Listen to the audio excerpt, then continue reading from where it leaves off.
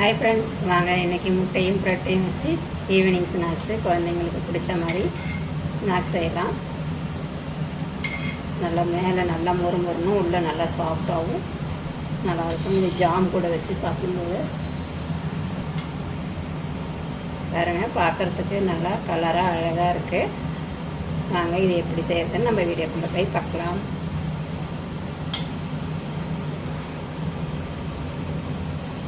நல்லா சுட சுட இருக்குது. டீ காஃபி கூட சாப்பிடும்போது நல்லாயிருக்கும். இது மழை நேரத்தில் செஞ்சு சாப்பிடும்போது நல்லாயிருக்கும். இப்போ அடிக்கிற வெயிலுக்கு இது செஞ்சு சாப்பிட்றீங்களான்னு கேட்காதீங்க. என்ன பண்ணுறது, பசங்க இந்த மாதிரி கேட்குதே. நான் ப்ரெட்டும் முட்டையும் வச்சு ஒரு ஈவினிங் ஸ்நாக்ஸ் செய்யலாம். வாங்க இந்த முட்டையை இப்போ துருவிக்கலாம். நான் முட்டையை வேக வச்சுருக்கேன். இப்போ இதை துருவிக்கலாம். இதை மிக்ஸி ஜாரில் பவுடராக அரைச்சிக்கலாம்.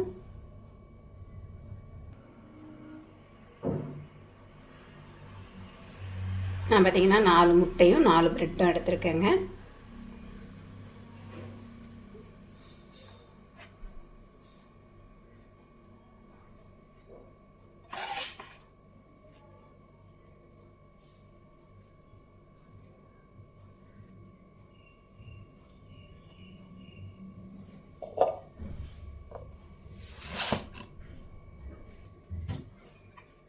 முட்டையை இந்த மாதிரி துருவி எடுத்துக்கலாம்.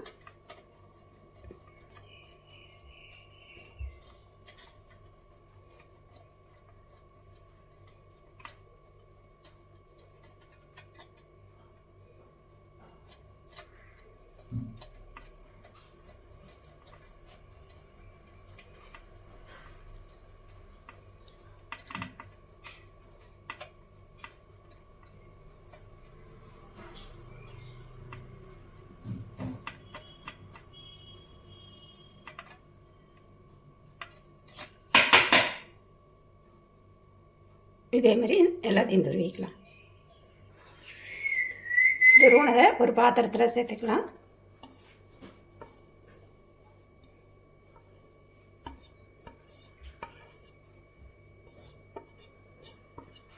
அந்த பாத்திரத்திலே துருவி இருக்கலாம்ல, ஒரு பாத்திரம் வேஸ்ட் பண்ணிட்டேன். ப்ரெட்டையும் அரைச்சிட்டு வந்தாச்சு. இதையும் இது கூட சேர்த்துக்கலாம்.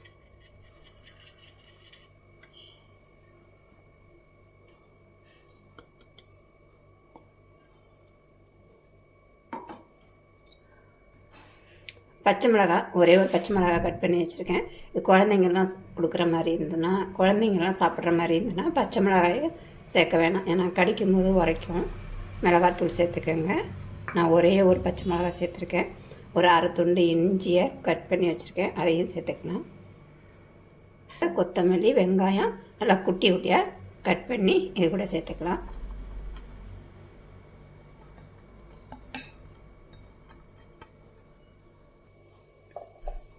மஞ்சத்தூள், ஒரு அரை ஸ்பூன் அளவு மிளகாத்தூள், கொஞ்சமாக கரம் மசாலா சேர்த்துக்கலாம். ஒரு அரை ஸ்பூன் அளவு கரம் மசாலா, தேவையான அளவு உப்பு.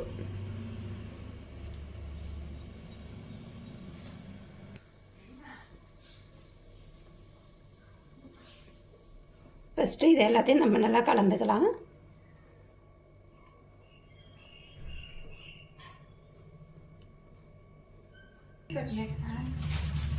தண்ணியெல்லாம் ஊற்ற வேணாம். ஃபஸ்ட்டு நம்ம அந்த வெங்காயத்திலேயே நல்லா கலந்துக்கலாம்.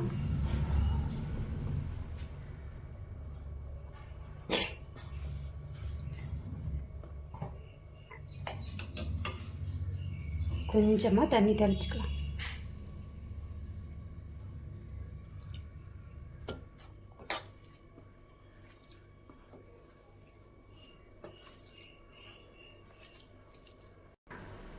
அதுதாங்க, நல்லா பிசைஞ்சாச்சு.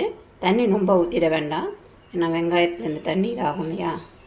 இப்போ நான் குட்டி குட்டி உருண்டையாக பிடிச்சிக்கிறேன்.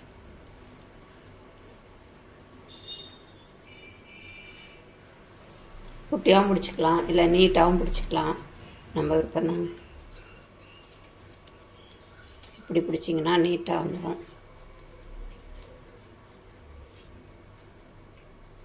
இதே மாதிரி எல்லாத்தையும் உருண்டை பிடிச்சி வச்சுக்கலாம்.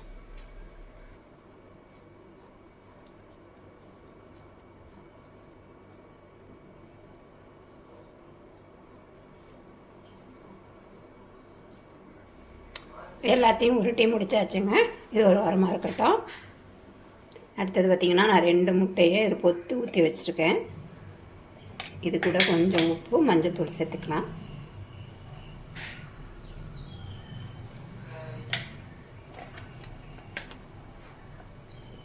கொஞ்சமாக மஞ்சத்தூள்.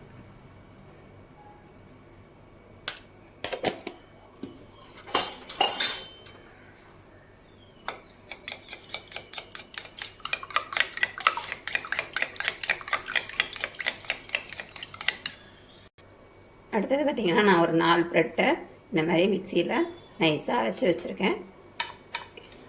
இது இருக்கட்டும். பார்த்திங்கன்னா முட்டையில்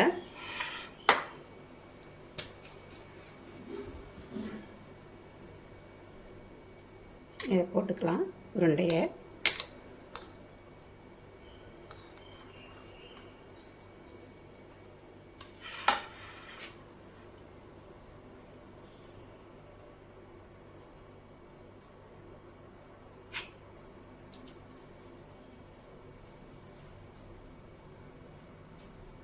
இந்த மாதிரி எல்லாத்தையும் பெரட்டி எடுத்துக்கலாம்.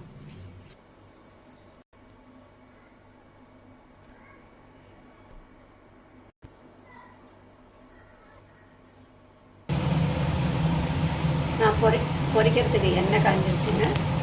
அடுப்பை ஸ்லோவிலே வச்சு போடுங்க. ஏன்னா போட்ட உடனே கட்டிடுங்க.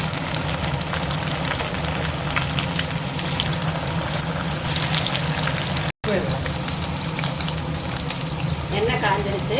நம்ம செஞ்சு வச்சுருக்கத போடுறோம். நான் ஃபஸ்ட்லேயே ஒரு வாட்டி போட்டு எடுத்துட்டேங்க. அது வீடியோவில் கட் ஆகிடுச்சு. அதனால தான் எண்ணெய் கருப்பாக இருக்குது.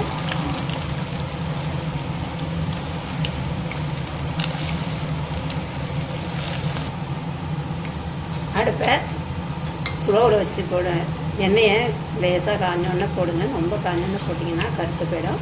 அதேமாதிரி போட்ட உடனேயும் கிளறி விட்றாதீங்க.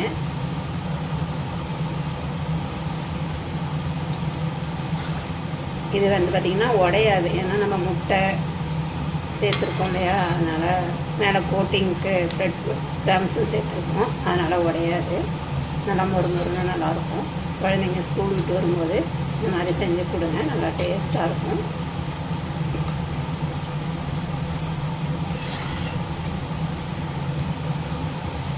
அவ்வளோதாங்க. முட்டையும் ப்ரெட்டையும் வச்சு கட்லெட் செஞ்சாச்சு.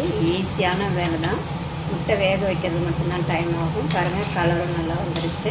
இப்போ நம்ம எடுத்துக்கலாம். அடுப்பை மீடியமாகவே வச்சு போடுங்க, இல்லைன்னா போட்ட உடனே கருகிடும்.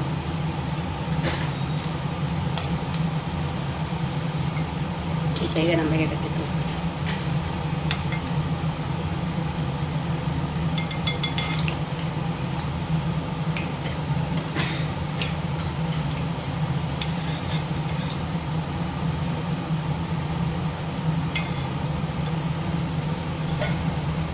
அவ்வளோதாங்க.